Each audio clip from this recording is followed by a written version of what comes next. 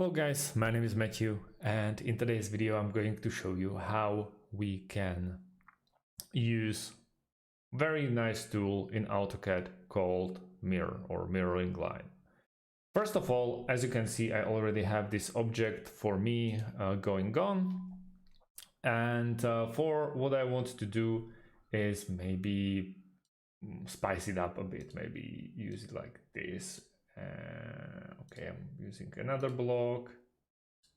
Okay, and maybe another block, just like that. And right now we want to add a line, just like this. This will be our mirroring line. I'll explain a bit later. Okay, so what we now have to do, we have the line, we hit escape. Oh, sorry, this is mishy-meshy, so I'm going to use the line like this. Okay, and that's the line that we have. Right now, we want to mirror those objects on the opposite side. So I want to use this one to the opposite side of the mirroring line. We go to Modify, and as you can see in Modify, we have this option of mirror. At the moment, I'm using a web version since it's the most common version that people use. So mirror, we're gonna hit the mirror, and now in the comment section, it's saying select objects. So I'm going to mirror this one, I want to mirror this one and this one. As you can see, we selected all three of them. You have to click on the lines, not inside of those mirroring objects. And right now we hit enter and specify first point of mirroring line.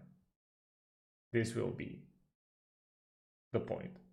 And we see that we are moving according to mirroring line. And we click again.